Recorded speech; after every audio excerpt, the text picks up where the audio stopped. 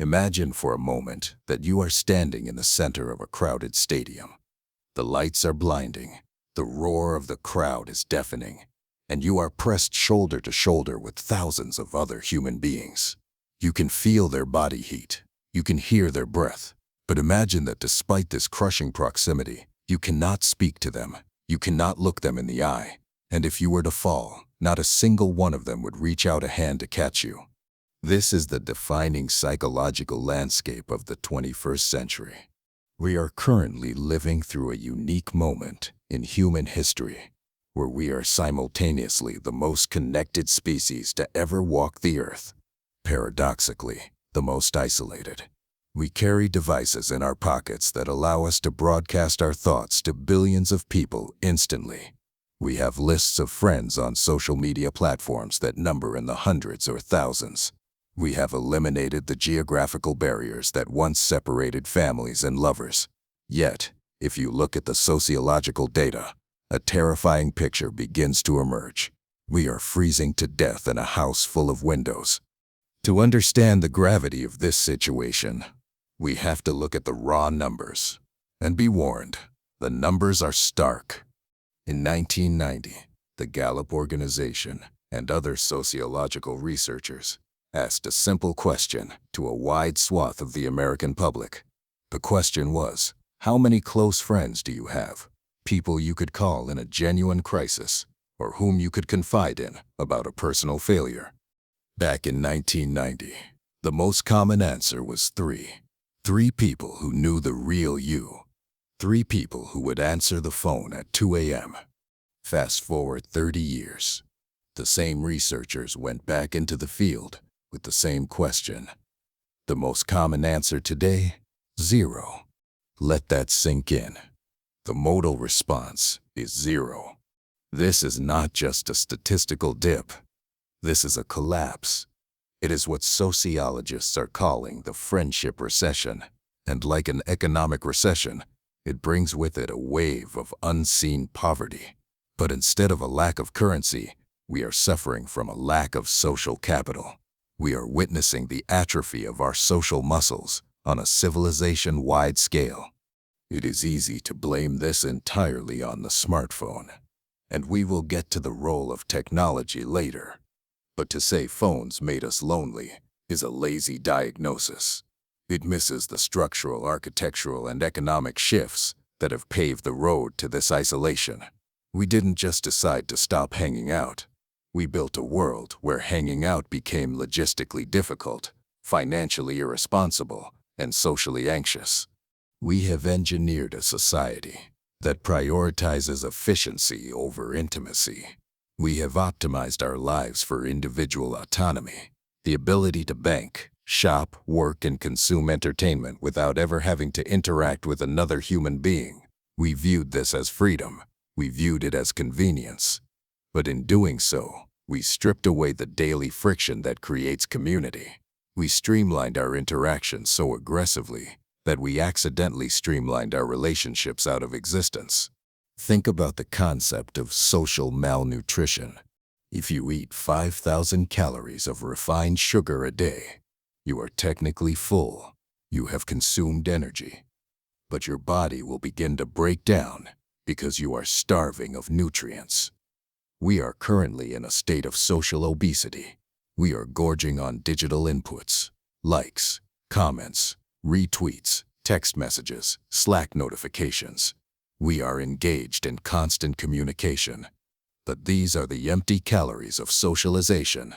They simulate connection, but they do not provide the essential nutrients, the oxytocin, the serotonin regulation, the nervous system co-regulation, that only happen when we are physically present with another person.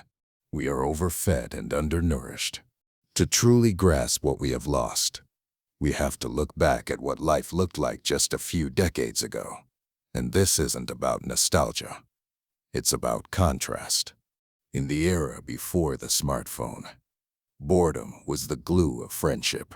If you were sitting at home on a Tuesday evening in 1995 and you were bored, you didn't have an infinite library of streaming content or a bottomless scroll of short-form videos to pacify you. You were forced to alleviate that boredom by seeking out another person. You picked up a landline. You walked to a neighbor's house. You went to the mall. The friction of boredom forced us to collide with one another. There was also a culture of the pop-in. If you watch television shows from the 90s, like Seinfeld or Friends, the characters are constantly barging into each other's apartments. The door is unlocked. There is no text message sent 3 days in advance to schedule a tentative coffee catch-up. They just show up. Today, the unannounced visit is viewed as a psychopathic act. If someone knocked on your door right now without texting first, your immediate reaction wouldn't be excitement, it would be panic. You would wonder who died. You would wonder if you were in danger. We have developed a fortress mentality around our domestic lives. We have curated our privacy to such a degree that we have walled ourselves in.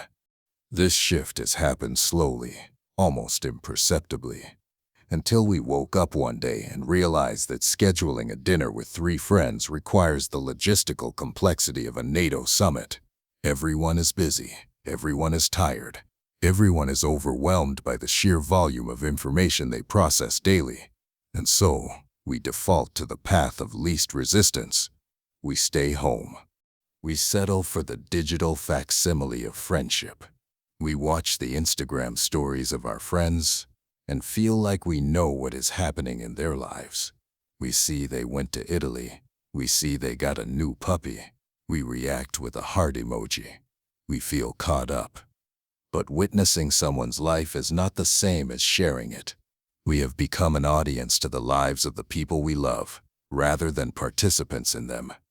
This distinction is critical, because human beings are not designed to be solitary creatures. We are an obligatory gregarious species. Throughout 99% of human history, being alone wasn't just sad, it was a death sentence. If you were separated from the tribe on the savannah, you died, you starved, or you were eaten. Because of this evolutionary history, our bodies treat social isolation as a physical threat. When you are lonely, your brain enters a state of hypervigilance. Your cortisol levels spike. Your sleep quality degrades because your primal brain knows there is no one watching your back while you rest. We will explore the biology of this later, but it is important to state it now. Loneliness is not a feeling. It is a biological warning signal, like thirst or hunger. Thirst is your body telling you that you need water. Loneliness is your body telling you that you need a tribe. And right now, the warning lights are flashing red across the entire dashboard of Western society. We see this in the rising rates of anxiety and depression. We see it in the catastrophic drop in dating and marriage rates. We see it in the fragmentation of political discourse. We're devoid of real-world community. People retreat into online radicalization chambers to feel a sense of belonging. The friendship recession is the root cause of so many other crises we face. When you have no one to turn to, resilience collapses. When you have no community, the world feels scarier, colder, and more hostile. But if we are going to solve this, we have to stop treating it as a personal failure. If you are feeling lonely right now, if you feel like your circle has shrunk, if you feel like you are the only one struggling to make connections, you are not broken. You are simply living in a system that was designed to separate you. You are living in a world that dismantled the third place. For generations, society had a structural solution to isolation. We had spaces that were neither work nor home. Spaces where you didn't need an invitation and you didn't need a reservation. These places were the lungs of our communities. They were where the magic of unplanned interaction happened. And one by one, we let them die. As we move forward into this investigation, we are going to leave the statistics behind and walk out into the physical world. We need to understand what happened to the neighborhood pub, the bowling league, the church basement, and the town square. We need to understand why, in a world obsessed with coffee culture, the modern coffee shop has become one of the loneliest places on earth. We are going to investigate the ghost of the third place and how its disappearance locked us inside our own lives. To understand why we feel so adrift, we first have to understand the geography of our lives.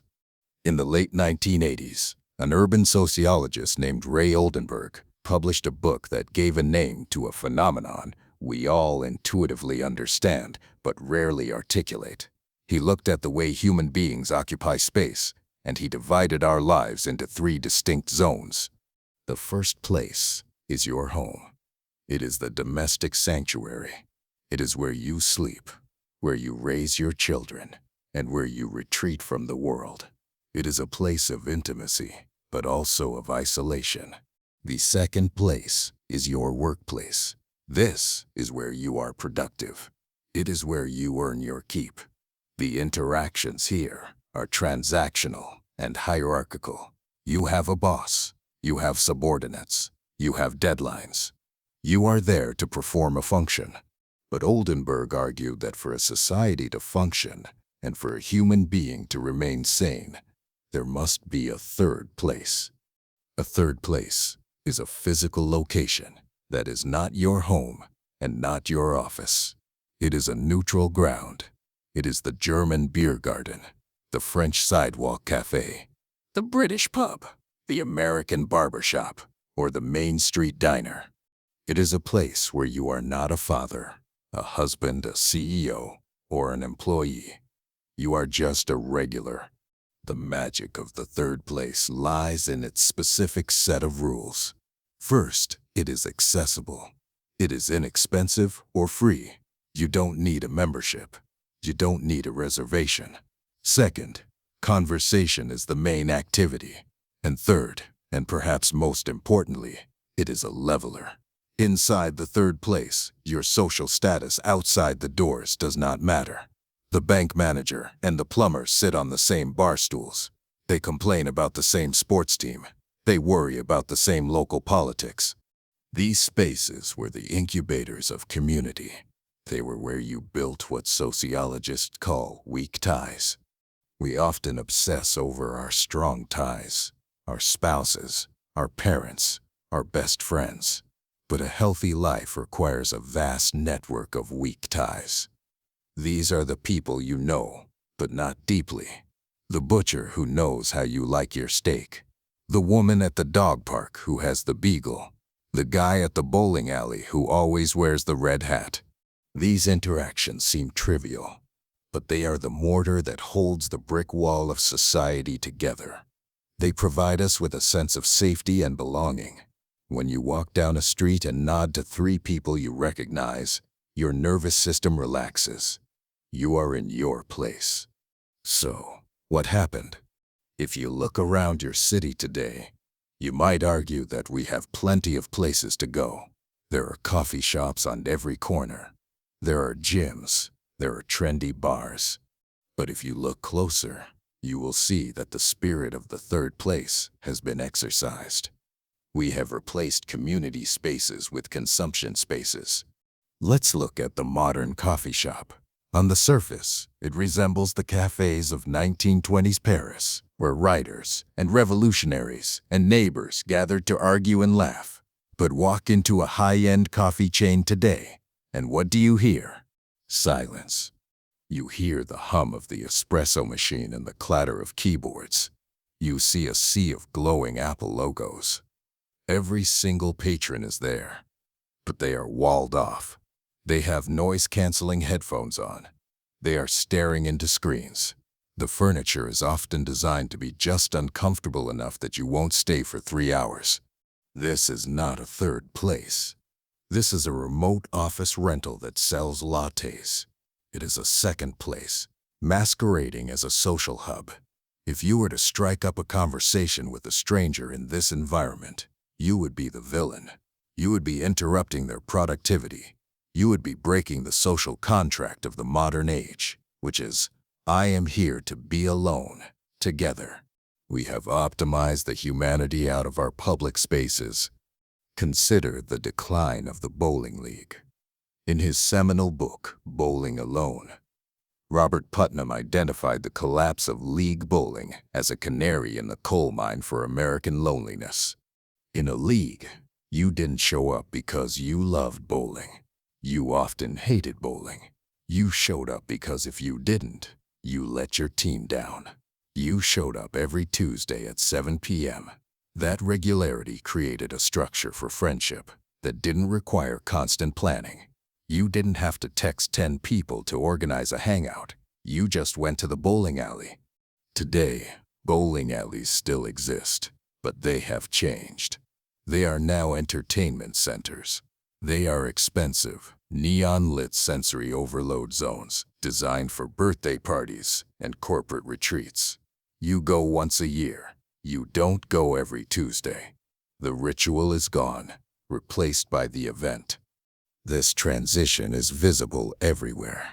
The neighborhood dive bar, where the bartender acted as a casual therapist, is being replaced by the high-volume cocktail lounge, where the music is too loud to speak. The community center has been replaced by the private gym, where we put on our headphones and run on treadmills, running miles without ever moving an inch toward each other. Economics plays a massive role here. Real estate is expensive. For a business to survive in a modern city, it needs high turnover.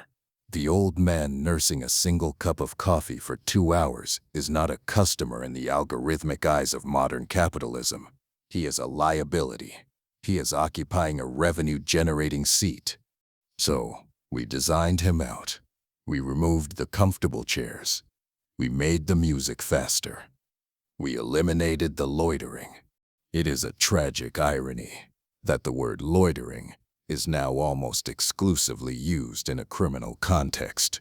No loitering signs are plastered on storefronts and street corners. But what is loitering?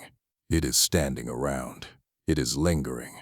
It is the act of existing in public without spending money.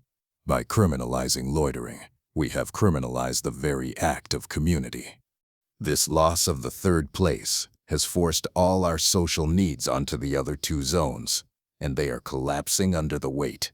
We expect our partners to be our lovers, our roommates, our co-parents, our therapists, our entertainment coordinators, and our best friends. It is too much pressure for one relationship to bear. In the past, if your partner was annoying you, you went to the pub, you went to the lodge, you went to the beauty salon. You vented to your weak ties, decompressing so you could return home refreshed. Now, we have nowhere to go, so we stay home. And when we stay home, we invite the outside world in through our screens. We try to simulate the third place in digital chat rooms, in discords, in comment sections, but it is not the same. You cannot buy a round of drinks in a comment section. You cannot clap a hand on a shoulder in a group chat. We have traded the messy, awkward, serendipitous reality of the town square for the curated algorithmic echo chambers of the internet. But even if we wanted to go out, even if we wanted to reclaim these spaces, there is another barrier standing in our way, a physical barrier. Because even if the pub still existed, and even if the coffee shop was welcoming, you probably can't walk there. We didn't just change the interiors of our buildings. We changed the maps of our world. We built vast landscapes where the only way to get from point A to point B is inside a 2-ton metal box. As we leave the ghost of the third place behind, we must now travel to the suburbs. We need to look at the cul-de-sac, the garage door, and the highway. We need to understand how post-war urban planning was sold to us as the American dream, but was actually a blueprint for isolation. We are going to see why, in the modern world, your neighbor is a stranger you wave to from the safety of your car, rather than someone you invite to your porch.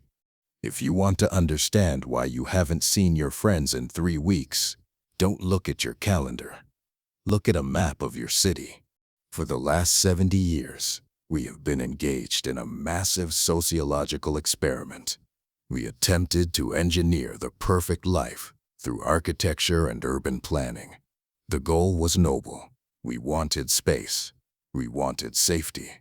We wanted green grass and fresh air, far away from the smog and the noise of the industrial city centers. We wanted the American dream, the white picket fence and the two-car garage. We got the space, but we paid for it with our connections. We built a world based on a concept called Euclidean zoning. This is a fancy term for a simple idea. Everything should be separated. Housing goes here, retail goes there, offices go way over there, and never the twain shall meet. In the traditional village or the pre-war city, these things were stacked on top of each other. You lived above the bakery. You walked past the pub to get to the church.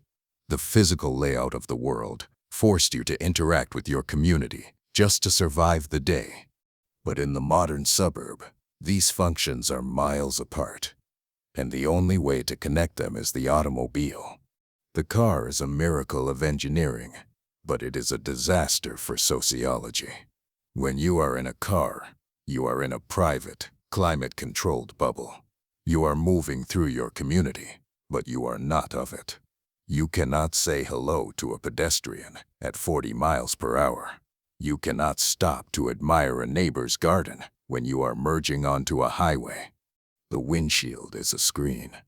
The world outside becomes scenery, and the people in it become obstacles. This reliance on the car created a phenomenon known as the garage door effect. Picture the typical evening routine of a modern suburbanite. You leave your office, get into your car, and drive 45 minutes in traffic. You pull into your driveway. You press a button on your visor. The garage door rises. You pull in. The door lowers behind you. You enter your house through the internal door. You have successfully returned home without your feet ever touching the pavement of your own neighborhood. You haven't seen a soul. You haven't breathed the outside air. You have moved from one box to another box, hermetically sealed from the human race. This architecture changes our behavior.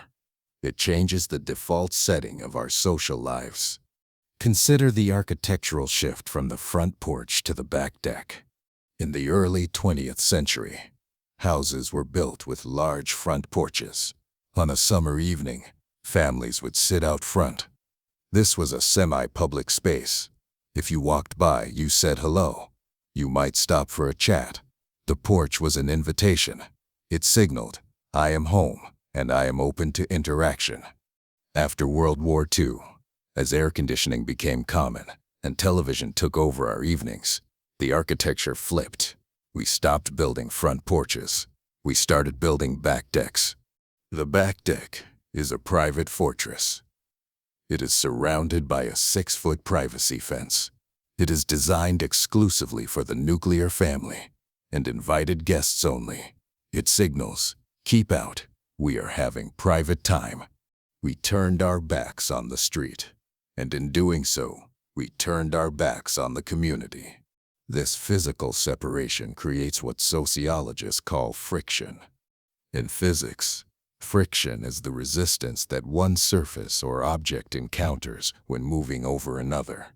In social terms, friction is the effort required to see someone. When you live in a dense, walkable neighborhood, the friction is low. You bump into friends on the street. Dropping by takes 5 minutes. In the sprawling suburbs, the friction is incredibly high. To see a friend requires significant logistical planning. You have to coordinate schedules. You have to factor in the 40-minute drive.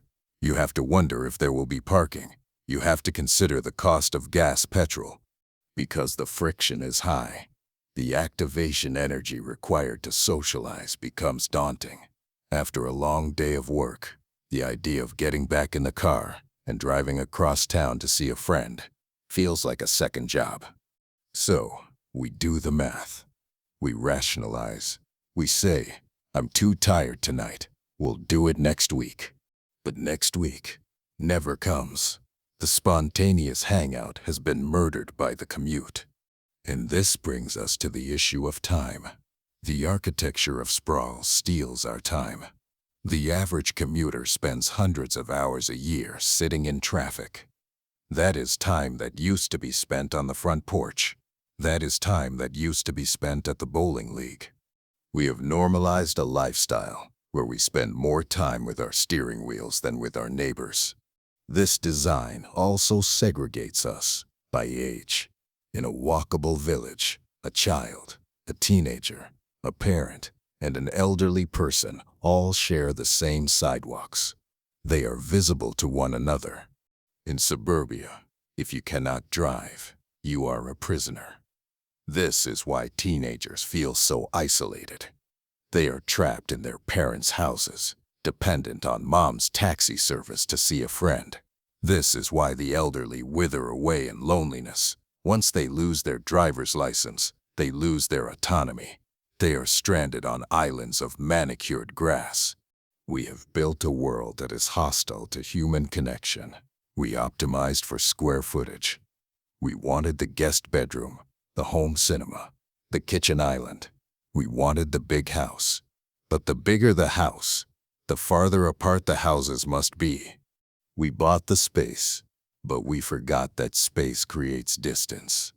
Now, you might be thinking, I can't rebuild my city. I can't tear up the highways. What does this mean for me? It means acknowledging that you are fighting an uphill battle against your environment. It means realizing that your loneliness is partially a product of your zip code. But there is another layer to this. When the physical world becomes too difficult to navigate, when the friction of the real world becomes too high, we look for an escape hatch. We look for a place where there is zero friction, a place where we can connect instantly, without traffic, without coats, without effort. We look to the glowing rectangle in our pocket. We retreated from the hostile architecture of the suburbs into the welcoming arms of the internet. We traded the cul-de-sac for the chat room, and for a while it seemed like the perfect solution. We could be connected without the commute. But as we are about to see, this digital migration didn't solve the problem. It disguised it, and in many ways, it weaponized it. We are about to enter the machine. We were promised a global village. That was the utopian dream of the early internet. We were told that once we connected everyone to the web, loneliness would become a relic of the past. How could you ever be lonely when you have instant access to 4 billion people? How could you feel isolated when your pocket buzzes with notifications every 5 minutes? But as we retreated from the friction of the physical world, from the traffic jams and the awkward silences of the elevator, we migrated into a digital landscape that promised us all the connection with none of the effort. It seemed like a perfect trade. Why drive 20 minutes to tell your friend a funny story when you can just text it? Why organize a high school reunion when you can just scroll through Facebook and see who got fat and who got rich? We traded the messy, high-bandwidth reality of face-to-face interaction for the low-bandwidth efficiency of the screen. And in doing so, we fell for a neurological con. To understand why digital socializing leaves us feeling empty, we have to look at the chemistry of the brain. Specifically, we need to look at the difference between dopamine and oxytocin. When you post a photo on Instagram and someone likes it, your brain releases dopamine. Dopamine is the reward chemical. It's the same chemical released when you gamble, when you smoke a cigarette, or when you eat a sugary donut. It feels good, it feels exciting, but dopamine is a short-term hit. It peaks and crashes, leaving you craving another hit. Oxytocin, on the other hand, is the cuddle hormone. It is the chemical of bonding, trust, and long-term attachment. It is released when you hug someone, when you shake hands, when you make eye contact, and importantly, when you hear the nuance in a human voice. Oxytocin lowers cortisol. It calms the nervous system. It tells your primal brain, you are safe, you are with your tribe. Here is the crux of the problem. Digital interaction generates dopamine, but it barely registers on the oxytocin scale. When you get a text that says LOL, your brain processes the information, but your nervous system does not feel the warmth of a shared laugh. You are consuming the calories of communication without getting the nutrients of connection. We are gorging ourselves on digital snacks, confusing them for a meal, and wondering why we are wasting away from malnutrition. But the technology didn't just change our chemistry, it changed the architecture of our commitments. We need to talk about the friction of friendship. In the era of the landline telephone, communication had friction. If you wanted to talk to someone, you had to catch them at home. You had to commit to a conversation. You couldn't multitask. You sat in the kitchen, twirling the cord, fully focused on the voice in your ear. Because it required effort, the interaction carried weight. The medium itself signaled value. Today, communication is frictionless. You can fire off a text while sitting on the toilet, while watching Netflix, or while walking the dog. Because it is so easy, it has become cheap. We have flooded the market with low-value communication, inflating the currency of friendship until it is almost worthless. This lack of friction has birthed one of the most toxic elements of modern social life, the Flake Factor. We have all done it. You make plans for Friday night on a Tuesday, but as Friday approaches, the digital options start to swirl. You get a text from someone else. You see a post about a different event. Or more likely, you just feel tired, and Netflix is right there, offering a dopamine hit with zero effort. Because we can cancel with a single text message without hearing the disappointment in our friend's voice, we bail. In the past, canceling was socially expensive. You had to call. You had to explain. You had to hear the awkward silence. That social cost kept us honest. It forced us to show up, even when we didn't feel like it. And usually, once we got there, we were glad we went. Now, we live in the age of the soft maybe. We don't commit. We say, I'll let you know, or play it by ear. We treat our social lives like we treat streaming content. We want to keep our options open until the very last second to ensure we are optimizing our experience. But this optimization is a trap. By keeping our options open, we ensure that we never fully commit to anything. We hover in a state of perpetual ambiguity, and friendship cannot survive in ambiguity. Friendship requires a promise. It requires showing up when it's raining, when you're tired, and when you'd rather be in bed. Technology has allowed us to strip mine the convenience of friendship while discarding the obligations. But the obligations are the friendship. Furthermore, the algorithm has driven a wedge between us. By warping our perception of reality, we are spending hours a day engaging in parasocial relationships. We follow influencers, podcasters, and celebrities. We listen to their voices for hours. We know their dogs' names. We know their coffee orders. Our brains are tricked into thinking these people are our tribe. But this is a one-way mirror. You know everything about them, and they don't know you exist. You are pouring your social energy into a black hole. This leaves us with less bandwidth for the real, boring, uncurated people in our actual lives. Your neighbor isn't as funny as that guy on TikTok. Your coworker isn't as beautiful as that influencer in Bali. Real people are awkward. They have bad breath. They tell the same story twice. They are unedited. Compared to the hyper-stimulus of the screen, real life feels slow. It feels dull. So when we are in a social situation at a dinner at a bar, we itch for the phone. We check it under the table. We pull out of the moment to see if something better is happening elsewhere. Sherry Turkle, a professor at MIT, calls this alone together. We are physically present, but our attention is fragmented. We are never fully there. And because we are never fully there, we never reach the depth of conversation where real bonding happens. We stay in the shallows, ready to bail at the first lull in the conversation. The smartphone acts as a human shield. In the past, if you were waiting for a friend at a bar, you stood there, exposed. You looked around. You might catch someone's eye. You might start a conversation. Now, the moment we are alone in public, the head goes down. The screen lights up. We signal to the world, "Do not approach me. I am busy." We have inoculated ourselves against serendipity. So we have the death of the third place, making it hard to go out. We have the suburbs making it hard to get there. And now we have the device, making it impossible to be fully present, even when we do manage to meet. But there is one final barrier we have to discuss, one that is less about psychology and more about cold, hard cash. Even if you fight the traffic, ignore the phone, and find a third place, can you afford to be there?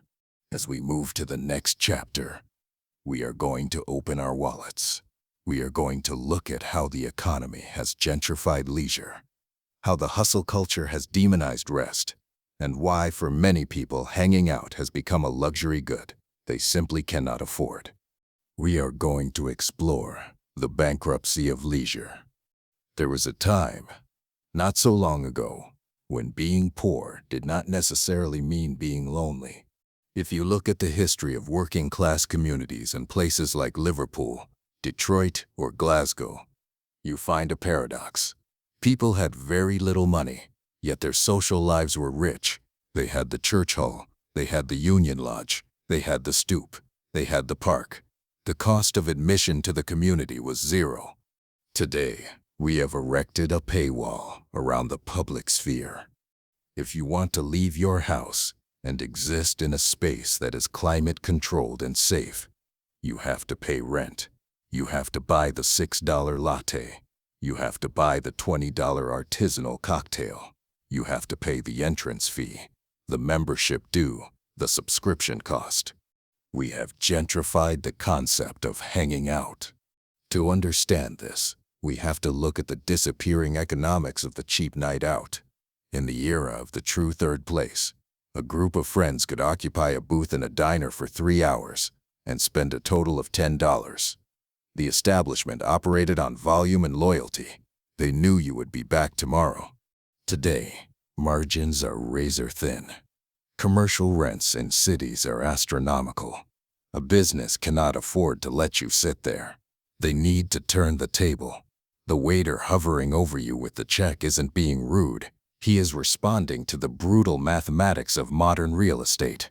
He needs you to leave so the next wallet can sit down. This economic pressure creates a subconscious ticking clock in our heads. We feel guilty for lingering. We feel the pressure to consume. And because socializing now comes with a significant price tag, we start to treat it like a luxury good. We ration it. When a night out with friends costs $100, you don't do it every Tuesday. You do it once a month. You save it for special occasions. Socializing has moved from being a daily habit, like brushing your teeth, to being an event, like going to a concert. And you cannot build deep, resilient relationships on monthly events. Relationships are built in the boring, inexpensive, repetitive moments in between the events. But the bankruptcy of leisure isn't just about money. It is about the commodification of our time.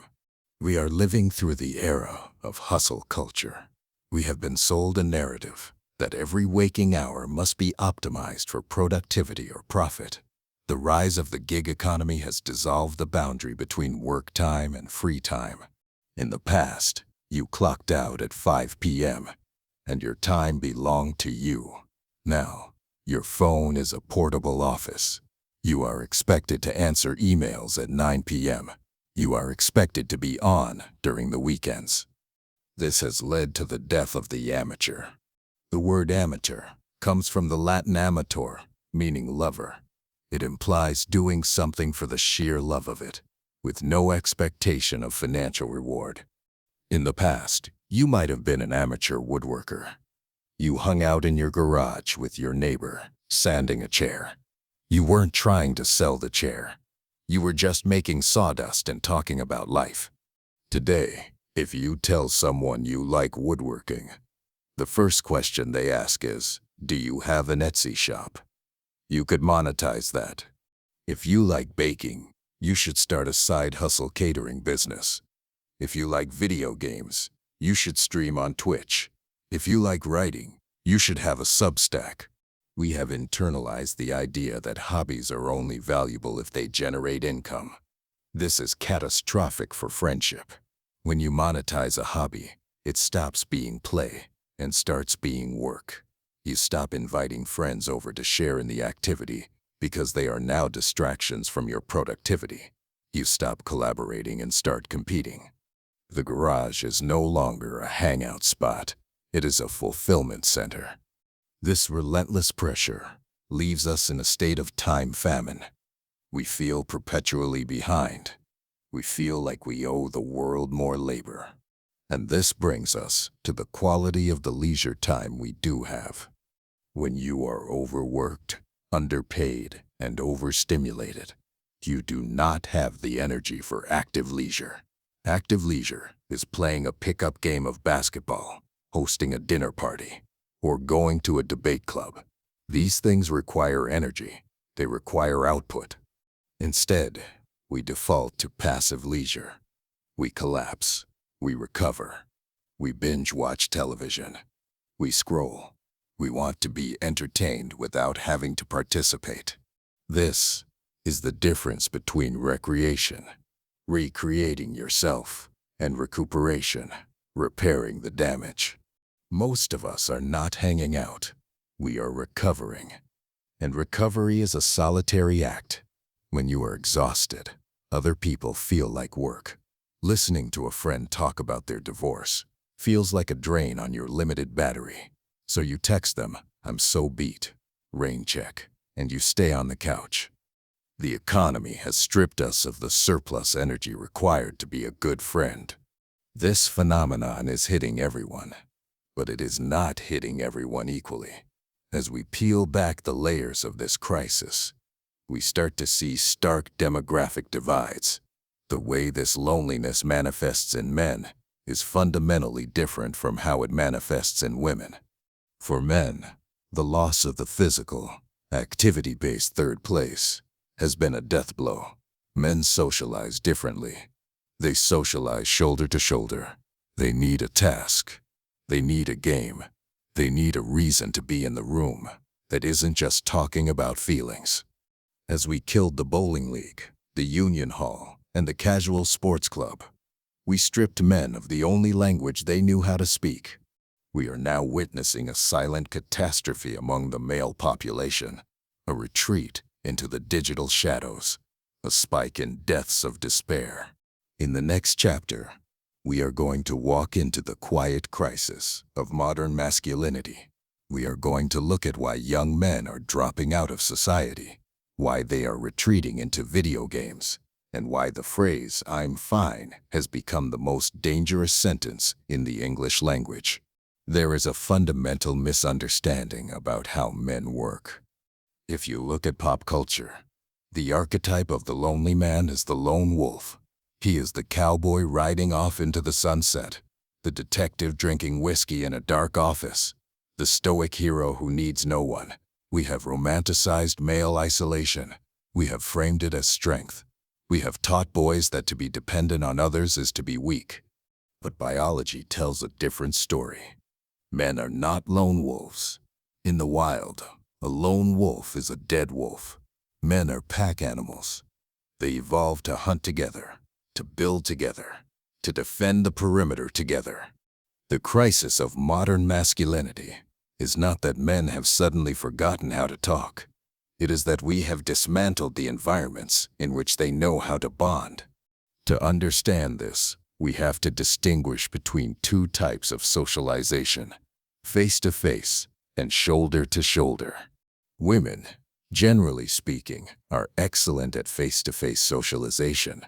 They can sit across a table from one another, maintain eye contact, and discuss the internal landscape of their lives.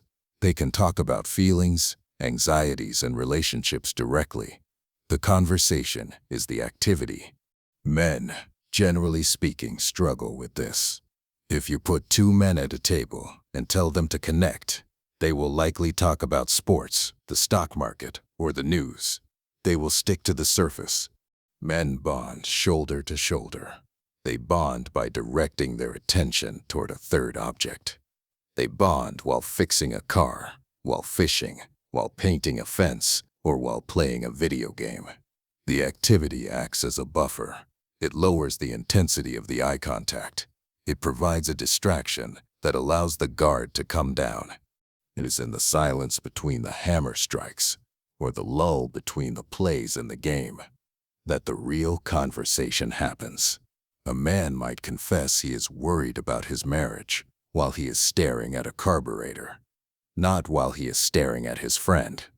The third place, we discussed in Chapter 2, was critical for everyone, but it was life support for men.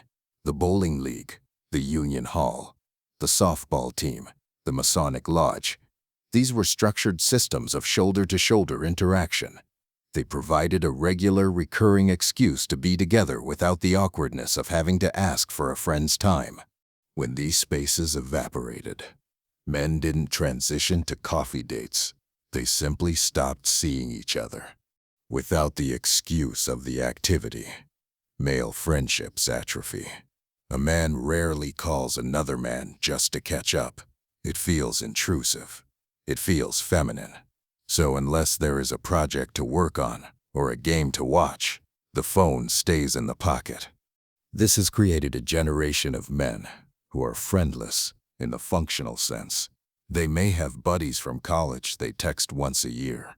They may have colleagues they joke with on Slack, but they do not have a pack. They do not have a group of men who physically exist in their lives on a weekly basis. And nature abhors a vacuum. When the physical pack dissolved, the digital pack emerged to take its place. We need to look at video games, not as a waste of time, but as a sociological life raft. Critics often look at young men playing Call of Duty or Fortnite for 6 hours a day and see laziness. They see escapism. But if you listen to the headsets, you hear something else. You hear cooperation. You hear strategy. You hear men depending on one another. Cover me. I'm down. Revive me. Watch the flank. These games simulate the primal experience of the hunting party. They offer clear objectives. They offer a hierarchy of competence. They offer a scenario where your contribution matters to the survival of the group. In a modern economy where many men feel redundant, where they sit in cubicles filling out spreadsheets that nobody reads, the video game offers a simulation of purpose. For many young men, the Discord server is the only place where they feel like they have a squad. It is the only place where they can banter, insult each other, a classic male bonding language, and achieve a shared goal. But it is a simulation, and like the dopamine hit of social media, it lacks the biological nutrients of the real world. You cannot pat a guy on the back through an Xbox controller. You cannot help him move a couch over the internet. The digital squad provides the adrenaline of the hunt, but not the oxytocin of the hearth. This leaves men in a precarious position. They are isolated, but they are culturally conditioned to deny it. If you ask a woman how she is doing, and she is struggling, she is statistically more likely to tell you. She has the vocabulary. She has the permission structure. If you ask a man how he is doing, he will say, "I'm living the dream," or "can't complain." The phrase, "I'm fine," is the armor of the modern male. It is a shield designed to deflect concern. Because to accept concern is to admit vulnerability. This stoicism is killing them, literally. The statistics on deaths of despair, suicide, overdose, alcohol-related liver disease are overwhelmingly skewed toward men. In many Western nations, the male suicide rate is 3 to 4 times higher than the female rate. And yet, the terrifying reality is that many of these men have no one to tell until it is too late. We often hear the tragic refrain after a suicide. "We had no idea. He seemed so happy. He was the life of the party." He was the life of the party because the party was the only place he was allowed to exist. He didn't have the quiet intimacy of a close friend to share the burden with. We have also seen a demographic shift that exacerbates this: the delay of family formation. In previous generations, a man's social circle was often integrated with his wife's. He inherited a community through marriage, the other husbands, the neighbors, the extended family. But as men marry later or not at all, they are left drifting in the void of early adulthood without an anchor, without a partner to act as the social secretary. A burden we will discuss in the next chapter. Many men simply do not plan social events. They wait. They wait to be invited. And in a world where everyone is tired and busy, the invitation rarely comes. This isolation breeds a specific kind of resentment. When men feel discarded by society, when they feel invisible, they can become hostile. The rise of the manosphere, the incel movement, and radical online misogyny is in part a metastasized growth of loneliness. It is the anger of the rejected pack animal. If we want to solve the friendship recession, we have to recognize that the solution for men looks different than the solution for women. We don't need to teach men to open up more. We need to give them things to do together. We need to rebuild the bowling leagues, the maker spaces, the recreational sports clubs. We need to re-engineer the shoulder-to-shoulder world. But while men are retreating into the silence of the gaming chair, women are facing a completely different, loud, and overwhelming crisis. Women are not suffering from a lack of capability to connect. They are suffering from a lack of capacity. They are drowning in the logistics of maintaining the entire social fabric of the human race. In the next chapter, we are going to explore the mental load. We are going to look at why modern women are so exhausted that friendship feels like another chore on an endless to-do list.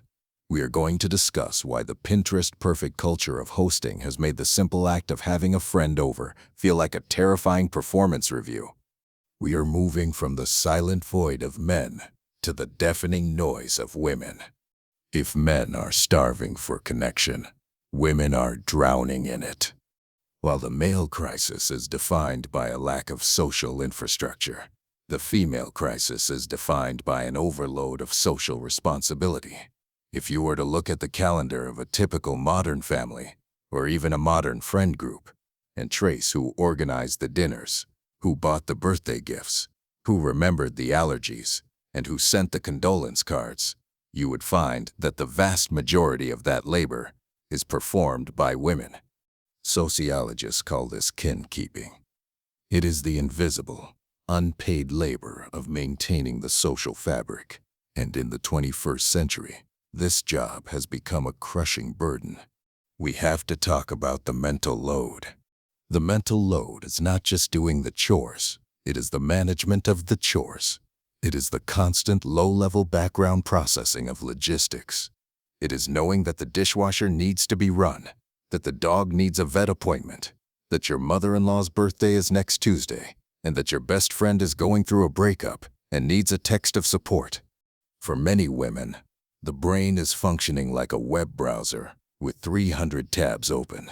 And when your RAM is maxed out by the logistics of survival and caretaking, you have zero bandwidth left for the luxury of fun. This is why, for many women, the idea of hanging out doesn't feel like relief. It feels like another task. It feels like another tab to open. When a woman says she is too tired to go out, she doesn't usually mean she is physically incapable of walking to the car. She means she is cognitively depleted. She has decision fatigue. She cannot decide where to eat, what to wear, or what to talk about. She craves the silence of an empty room because it is the only place where the demands stop. But there is a second, perhaps more insidious factor driving female isolation: the perfectionism trap. Let's go back to the 1990s kitchen. If you walked into a friend's house in 1995, there were likely dishes in the sink. There was a pile of mail on the counter. The furniture was mismatched, and nobody cared. The house was a machine for living, not a stage set. Enter Instagram and Pinterest. Over the last 15 years, we have witnessed the aestheticization of everyday life. We are bombarded daily with images of perfect homes. We see the curated pantries, the color-coordinated bookshelves, the pristine white sofas that look like no human being has ever sat on them. This has created a psychological barrier known as the hosting tax. Many women today feel a deep, paralyzing shame about the state of their actual lives. They feel they cannot invite a friend over for coffee unless the house is company ready. And company ready in 2024 means something very different than it did in 1990. It means a deep clean. It means hiding the clutter. It means buying fresh flowers. The act of opening your door has transformed from a casual gesture into a performance. So, what happens? We don't invite people over. The friction is too high. The anxiety of being judged, of being seen as messy or chaotic, outweighs the desire for connection. We wait until we have the time to clean, but we never have the time to clean. So the door stays locked. We have traded the drop-in for the dinner party. And in doing so, we lost the intimacy of the unpolished self. This pressure extends to the women themselves. Social media has created a panopticon of beauty and wellness. Women are not just expected to run the world. They are expected to look ageless and effortless while doing it. The time that used to be spent sitting on a porch gossiping with neighbors is now spent on maintenance. It is spent at the gym, at the salon, or engaging in complicated skincare routines. We are optimizing our avatars while neglecting our souls. This leads us to a disturbing trend in modern wellness culture, the weaponization of self-care. If you scroll through social media, you will see thousands of memes celebrating the act of canceling plans, JOMO, the joy of missing out. We see posts that say, "Canceling plans is my love language," or "Sorry I'm late, I didn't want to come." We have framed isolation as a form of therapy. For a woman burning out under the mental load, canceling a dinner plan does feel like immediate relief. It provides a hit of dopamine. You get your night back. You can put on sweatpants. You can turn off the performance. But this is a trap. It provides short-term relief at the cost of long-term resilience. When we treat friendship as expendable, as the first thing to go when we are busy, we inadvertently sever the very lifelines that could save us. Community is not a drain on your battery. It is the charger. But because we are so exhausted by the logistics of community, we never get to plug in.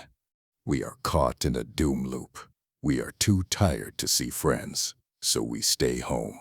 Staying home isolates us and removes our support network.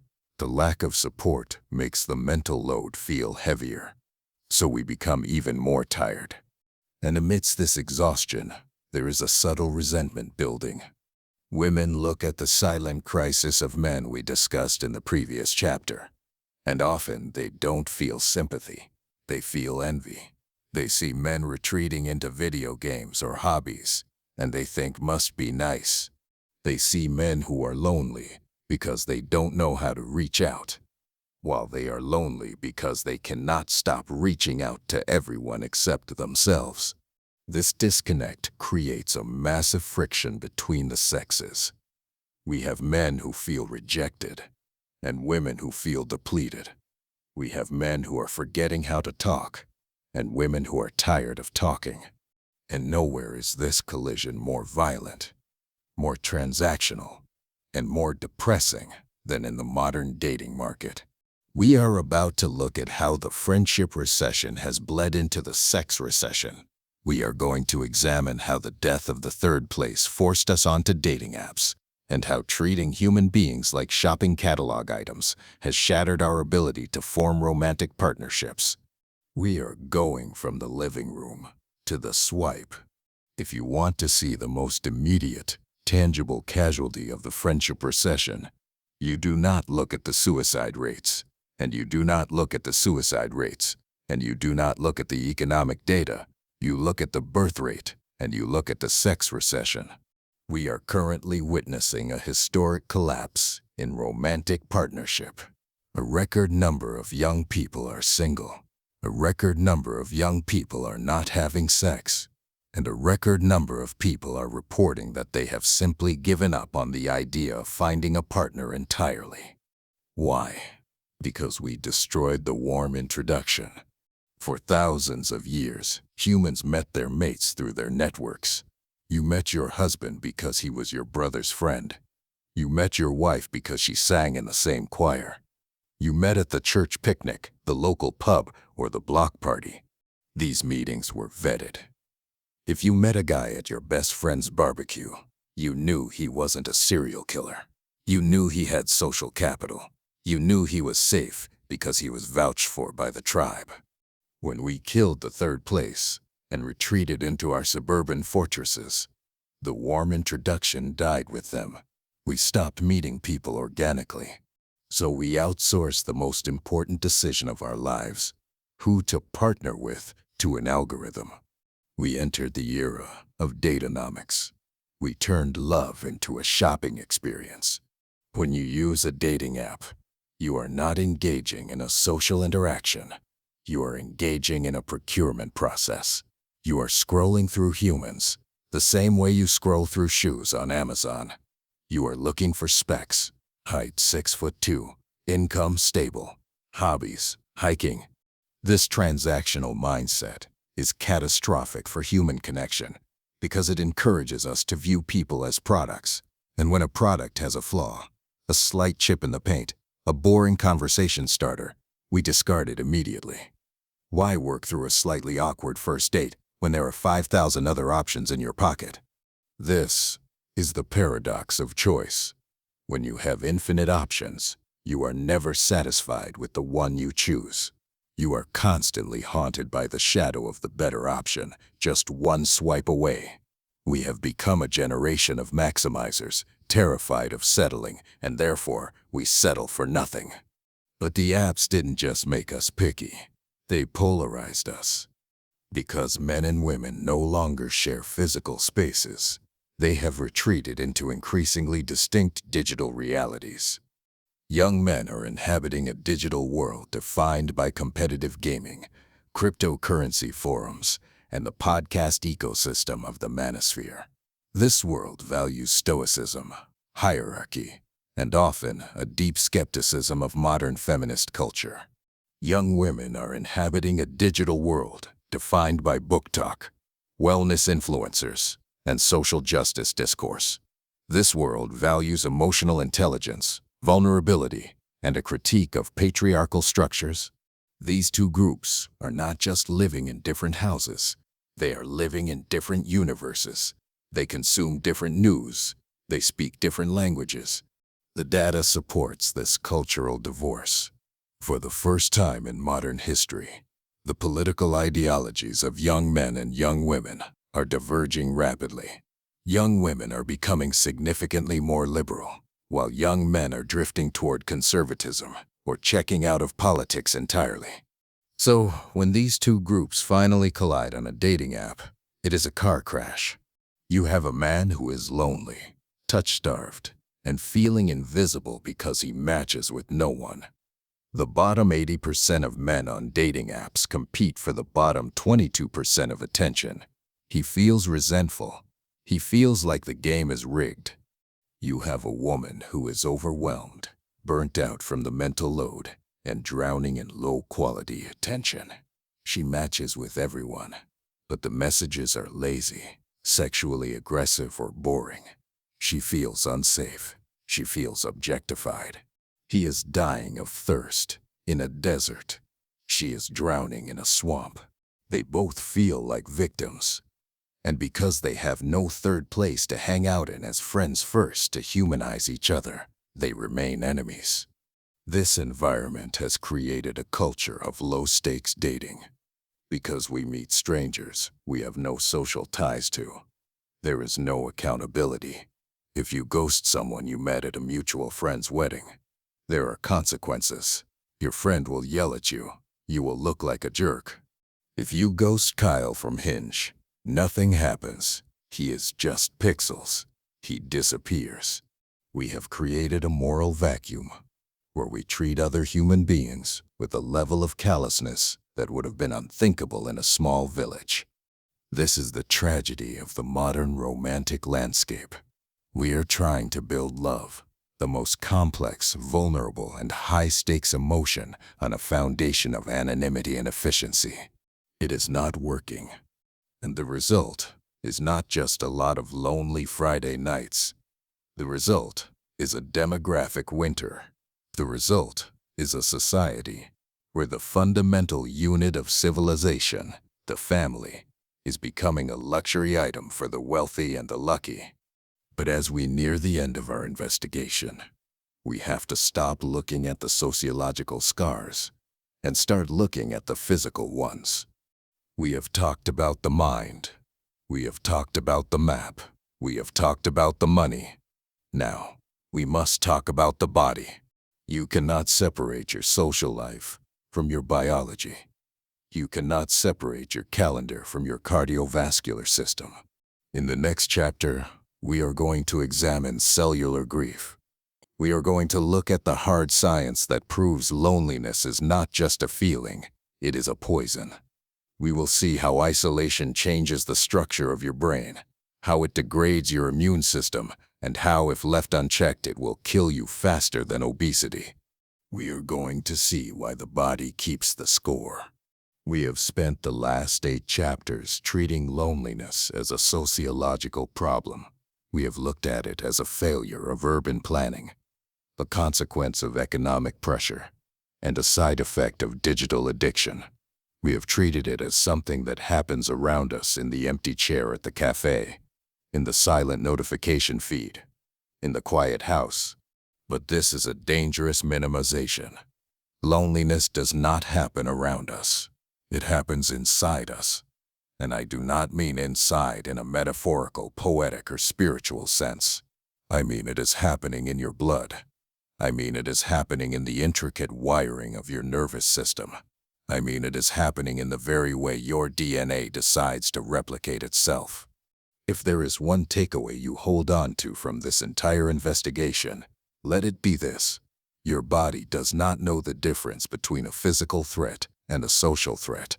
To your primitive brain, the amygdala, the lizard brain that has been driving the bus for 200,000 years, being cast out of the tribe is exactly the same as being stalked by a predator. To understand the violence of what isolation does to the human body, we have to look at the work of the late John Cacioppo, a giant in the field of social neuroscience.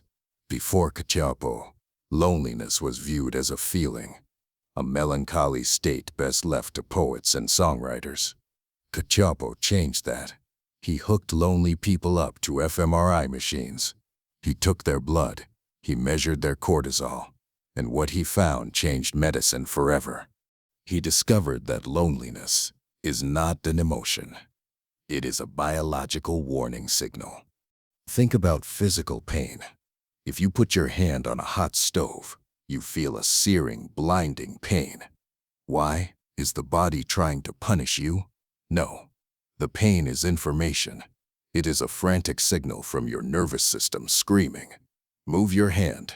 Tissue damage is imminent."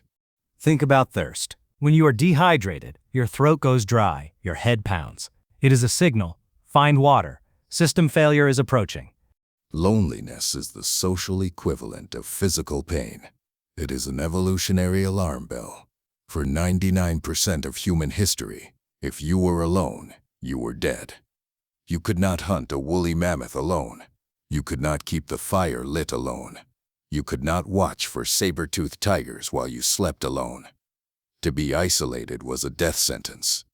So when you drift into social isolation, your body does not just feel sad. It enters a state of high-alert crisis management. It engages what scientists call the fight-or-flight response. but it keeps it stuck in the on position. Let's look at the specific mechanism of this toxicity. When you are socially connected, your parasympathetic nervous system is in charge. This is the rest and digest mode. Your heart rate slows, your digestion works, and your body focuses on long-term maintenance and repair. You are safe. When you are lonely, your sympathetic nervous system takes over. Your body floods with cortisol and epinephrine, adrenaline. Your heart beats faster. Your blood pressure rises. Your blood sugar spikes to give you energy to run. Now, this response is fantastic if you need to run away from a bear for 10 minutes. It saves your life. But in the modern friendship recession, we are not running from a bear for 10 minutes. We are sitting on our couches, scrolling through Instagram, feeling isolated for 10 years. We are marinating in cortisol. This chronic bath of stress hormones acts like battery acid on the cardiovascular system. It hardens the arteries. It raises blood pressure to dangerous levels. This is why lonely people are at a significantly higher risk for heart attacks and strokes. Their engines are revving in the red zone, 24 hours a day, even when they are sitting still. But the damage goes deeper. It reaches into the very architecture of your sleep. Have you ever noticed that when you are lonely or sleeping in an empty house, you feel tired, but you cannot rest? You toss and turn. You wake up at 3 a.m. This is not insomnia. This is evolution. Researchers have found that lonely people suffer from micro-awakenings. Their brain does not allow them to enter deep restorative REM sleep. Why? Because in the wild, if you are sleeping alone, you are vulnerable. You are the easy prey. So your brain stays in a state of low-level vigilance. It is keeping the sentinel awake to listen for the snapping of a twig. So the lonely person wakes up exhausted. Their body hasn't repaired itself. Their brain hasn't flushed out the toxins that accumulate during the day. Over years, this sleep fragmentation creates a cascade of health failures, from metabolic disorders to cognitive decline. But perhaps the most terrifying discovery comes from the field of social genomics. This is the study of how our social environment influences our genetic expression. Dr. Steve Cole, a professor of medicine at UCLA, has done groundbreaking work on what he calls the conserved transcriptional response to adversity. Here is the simplified version. Your genes are not fixed. They are like a piano keyboard. You have the keys, but the environment plays the song. Some genes can be turned up upregulated, and some can be turned down downregulated. Cole found that in lonely people, the body prepares for a specific type of threat. Because the lonely body assumes it is about to be physically attacked by a predator or a hostile tribe, it changes its genetic strategy. It upregulates the genes responsible for inflammation. Inflammation is great if you get bitten by a tiger. It sends white blood cells to the wound to fight bacteria. However, to pay for this inflammation, the body has to cut the budget somewhere else. So it downregulates the genes responsible for fighting viruses.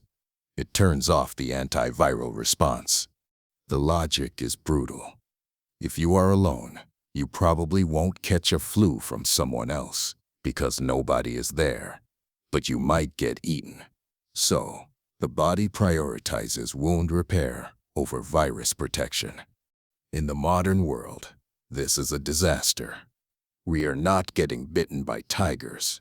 We are living in a world of viruses and chronic diseases. So the lonely person is walking around with a hyper-inflamed body, which drives cancer, Alzheimer's, and heart disease, and a suppressed immune system, which makes them vulnerable to every flu and virus that passes by. This is why the statistics are so grim. You have likely heard the headline, popularized by the former U.S. Surgeon General, Vivek Murthy. Loneliness is equivalent to smoking 15 cigarettes a day. When people hear that, they think it is hyperbole. They think it is a metaphor. It is not. In terms of raw mortality risk, the likelihood of you dying prematurely, loneliness is more dangerous than obesity. It is more dangerous than physical inactivity. It is on par with being a moderate alcoholic. We have public health campaigns against smoking. We have campaigns against sugar. We have taxes on alcohol. But we have no policy for the man sitting alone in his apartment, slowly dying of cellular grief. But there is one final, cruel twist to the biology of loneliness, and this explains why it is so hard to just snap out of it. Prolonged loneliness actually changes the structure of the brain to make you less socially capable. It is called the hostile attribution bias. When you are safe and connected, your brain interprets neutral faces as friendly. If someone walks past you and doesn't smile, you assume they are just thinking about their grocery list. You don't take it personally. But when you are lonely, your brain is in threat mode. It scans the horizon for danger. It becomes hypersensitive to social rejection. So when the lonely person sees a neutral face, their brain interprets it as a hostile face. They see judgment where there is none. They see rejection where there is only indifference. If a friend doesn't text back immediately, the secure person thinks, they must be busy. The lonely person thinks, they hate me. I knew it. This creates a defensive spiral. Because the lonely person feels under attack, they withdraw further. They become prickly. They become cynical. They stop reaching out because the risk of rejection feels like a physical blow. We have all met this person, or perhaps we have been this person, the one who complains that nobody calls, but when someone does call, they are short and defensive, the one who radiates a keep-away energy. This is not a personality defect. This is a wounded animal protecting itself. The brain is trying to prevent further pain by preemptively rejecting the world.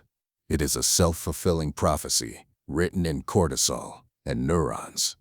The tragedy is that the cure for this condition is the very thing the condition makes you afraid to do: to heal the cellular grief, to lower the inflammation, to turn off the gene expression of the defensive phenotype. You have to expose yourself to the one thing your brain has decided is dangerous: other people. We need to understand the power of what scientists call co-regulation. Human beings are open-loop systems. We are not self-contained. We rely on other people to regulate our internal biology. There was a famous study known as the hand-holding study. Researchers took women and put them in an MRI machine. They told the women they were going to receive a mild electric shock. When the women were alone in the machine, their stress centers lit up like a Christmas tree. The anticipation of pain was terrifying. Then, a stranger came in and held their hand. The stress response dropped significantly. The pain was still there, but the suffering was less. Then, their husband came in and held their hand. The stress response almost evaporated. When we are with our tribe, the world is physically less painful. The mountain looks less steep, literally. Studies show people perceive hills as less steep when standing next to a friend. The cold feels less cold. The burden feels lighter. We are pack animals who have convinced ourselves we are individuals, and our bodies are punishing us for the lie. We have diagnosed the disease. We have looked at the structural, economic, cultural, and biological roots of the friendship recession. We have stared into the abyss of the lonely crowd. But we cannot end this story in the dark. We cannot leave you in the hospital room of cellular grief. Diagnosis is useless without a prescription. The question now is, how do we fix this? We cannot rebuild the 1950s. We cannot ban the smartphone. We cannot tear down the suburbs overnight. But we can rebel. There is a movement growing, a movement of people who are realizing that the optimized life is a scam. People who are reclaiming the third place, who are building intentional communities, and who are learning the awkward, brave art of showing up. In our final chapter, we are going to look at the reconstruction. We are going to look at the practical, radical steps we can take to rebuild the village in the 21st century. We are going to talk about the Luddite teens throwing away their iPhones. We are going to talk about co-living. We are going to talk about the courage of the awkward invite. We are done analyzing the recession. It is time to start the recovery. We have reached the end of our descent. We have mapped the contours of the friendship recession. We have seen how the architecture of suburbia, the algorithms of Silicon Valley, the economics of late-stage capitalism, and the biology of our own nervous systems have conspired to lock us in a solitary confinement of our own making. If you are feeling overwhelmed, that is the correct response. The forces arrayed against human connection are massive, structural, and profitable. The truth is, the cracks in the fortress are already appearing. A rebellion is brewing. Across the world, people are waking up to the realization that the good life we were sold, the big empty house, the shiny car, the infinite scroll, is a counterfeit. They are realizing that they are starving, and they are deciding to cook for themselves. We cannot go back to 1950. We cannot uninvent the internet. We cannot bulldoze every suburb. But we can build something new.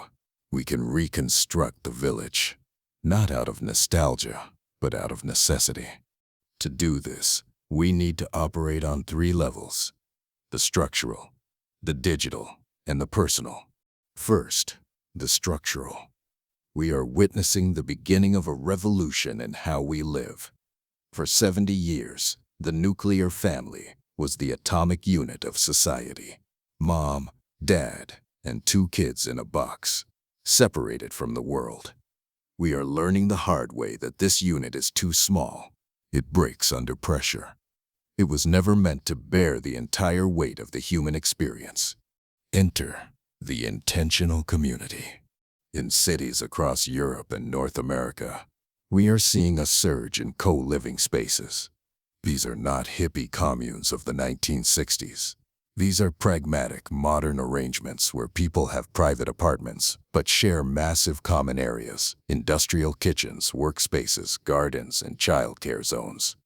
In these spaces, interaction is the default. You don't have to plan a playdate.